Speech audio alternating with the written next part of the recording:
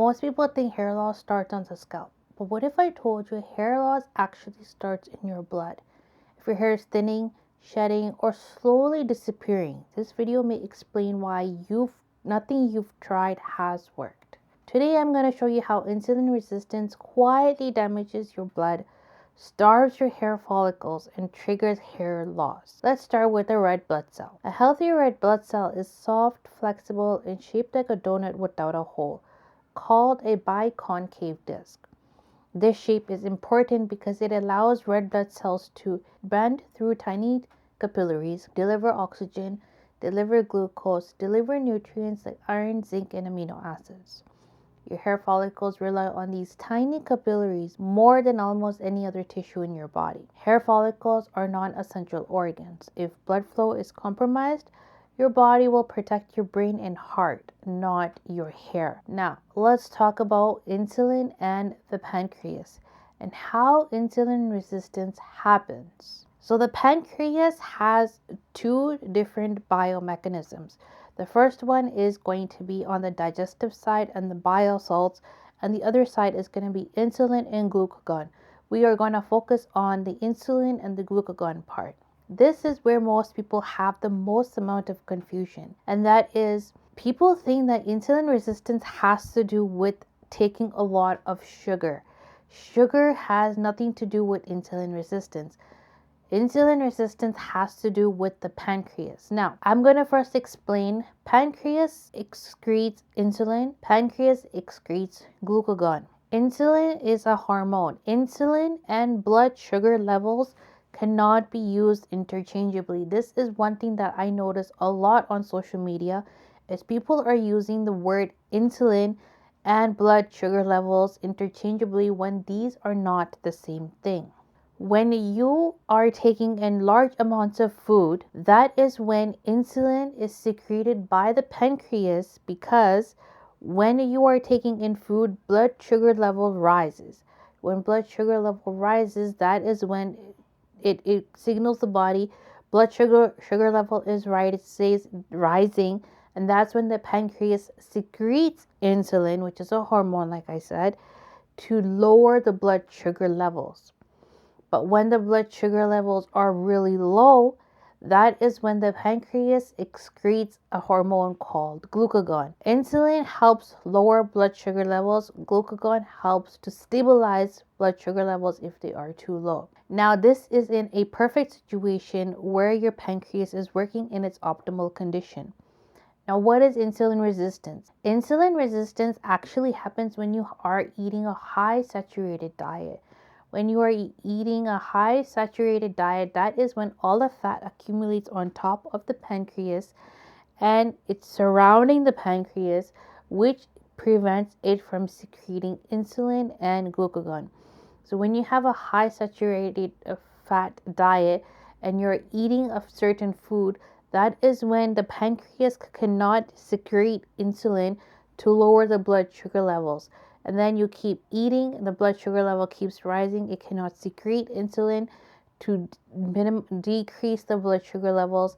And that is when you have high sugar levels in the blood. And that is when you have insulin resistance. Insulin resistance basically means the insulin is not working when you have high blood sugar levels. Similarly, if your blood sugar levels are too low and you have a high saturated fat diet, that is when the pancreas cannot secrete glucagon to stabilize your blood sugar levels. So that's why when your blood sugar levels go too low, you have to quickly eat something, drink sugar water, honey, or soda to stabilize the blood sugar levels, because your pancreas is not doing its job by secreting glucagon. And that's how insulin resistance happens. Insulin resistance has nothing to do with taking in white sugar or taking in any beverages with sugar. It has to and only has to do with high saturated fat diet. Now, what is a high saturated fat diet? Anything with red meat has high saturated fat. Anything that solidifies at room temperature. So, for example, coconut oil, homemade ghee, or store-bought ghee, butter, different kind of meat fats. Now the question is, how can you fix insulin resistance? Well, The first way to fix it is lower your saturated fat diet. So that means don't use butter, don't use ghee, don't use coconut oil, don't use animal fats, especially when you make animal fat broth. You use the animal bones to make a bone broth, and then when you put it at room temperature, you will see a very thick layer solidifying on the very top of that bone broth. That is what you want to get rid of before you go ahead and ingest it. Because a lot of people say, this is especially important on a keto diet, okay? A lot of people say we're having steak and eggs and we feel really good. And the reason for that is because when you have steak and eggs, you don't know you have insulin resistance at that time. You have already developed insulin resistance, but because you are not taking any amount of carbs, you don't really know what damage you are creating on your pancreas. This is why a lot of people who have a steak and an egg diet or a very high keto, a very strict keto diet, in fact, when they switch to carbs such as like brown rice, white rice, potatoes, you will notice your sugar levels will shoot very high. If you have a sugar monitor machine, you will see that your blood sugar levels will shoot so high that you will be shocked why this is happening, and that is called insulin resistance. This is why a lot of athletes, a lot of runners, a lot of professional sports people, they have insulin resistance, they have diabetes, but they just don't know it because their diet is very low carb and high animal fat. And this is what is happening on your pancreas. What is very important for you to realize, I'm not going to talk about weight loss in this video because my channel is not about weight loss, but you need to have a healthy, balanced meal with low saturated fat, low fat in general. You can have avocado, that's good, and a balanced protein diet. By a balanced protein diet, I mean to say, right now the industry is going crazy over high protein, lots of protein, 120 grams of protein, 150 grams of protein, 200 grams of protein. You don't need that much protein. Protein does not help with muscle growth. Carbohydrates from the right sources of food, such as fruit and vegetables, sweet potatoes, regular potatoes, these types of carbohydrates, brown rice, white rice, lentils, beans, these types of carbohydrates help you develop better and more muscle mass than protein does. Taking in large amounts of protein is actually very damaging to your kidneys and can actually produce more kidney stones. There are some kidney stones that are because of calcium oxalate, but there are other kinds of kidney stones. If you take a kidney stone that you have recently excreted in your urine, take it to a lab and get it tested, then you will know exactly based on your diet what type of a kidney stone that is. So this is the basic breakdown of what insulin resistance is and how it happens. When blood sugar level stays high, glucose starts attaching to proteins, a process called glycation. This causes red blood cells to lose flexibility, become stiff, clump together. This is what people mean when they say thick blood or sticky blood. Sticky blood does not flow well through tiny capillaries, especially the ones feeding your scalp. When scalp blood flow is compromised, that is when oxygen delivery drops, nutrient delivery drops, and waste removal slows down. The follicle enters the survival mode.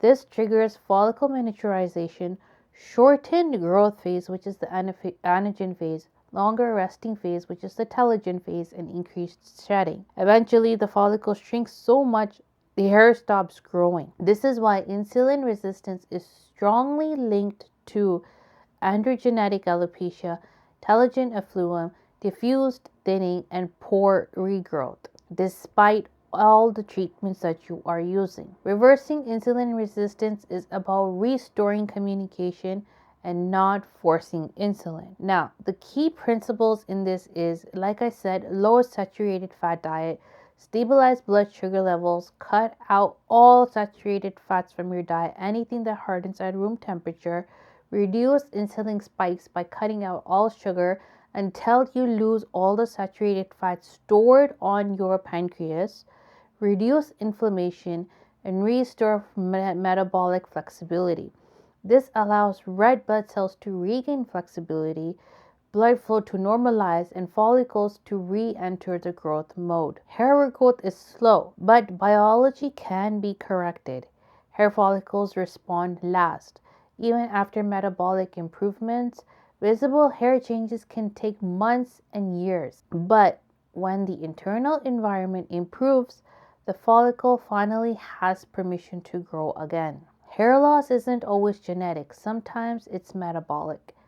And once you understand the biology, you stop guessing and start fixing the real problem. In order for me to reverse my insulin resistance, first I got rid of all fatty meats. I got rid of the ghee that I was using in my eggs and my stir-fried vegetables, and I also got rid of sugar. But because I said sugar has nothing to do with insulin resistance, although that is true, but you have to work all of these together because you are trying to decrease your saturated fat diet. So what I did is I used these skinny syrups. These skinny syrups you can use in your tea and in your coffee. They have a good enough taste to drink your coffee and tea. The only thing I drink is tea or coffee. Black coffee in the morning at 6 a.m. and then another black coffee at 12 and then tea at 4. So these are skinny syrups, but you don't have to use the skinny brand. This is the Sweet Sensations. This is French vanilla. This is the Slim Signature syrup, butter toffee. This is toasted marshmallow, Slim Signature. This is Matteo's brand coffee syrup, English toffee. And again, this is Slim Signature. This is caramel cheesecake. Now you can use these in your Greek yogurt bowls. You can use this in your oatmeal. You can use this in your tea, in your coffee. And this is only $6.99. You can get it at Winners. You don't have to use the skinny brand, but these are exceptionally good when you are just starting off trying to eliminate all the saturated fat in your diet. You also need to work together by reducing sugar, even though sugar has nothing to do with it. But once you have decreased your saturated fat diet, your insulin resistance has improved, your blood sugars have stabilized, your pancreas is making insulin, your pancreas is making glucagon. That is when you can actually reintroduce sugar in your diet without having any blood sugar spikes. If this video helped you understand your hair loss on a deeper level, stay connected, because this is where real regrowth begins.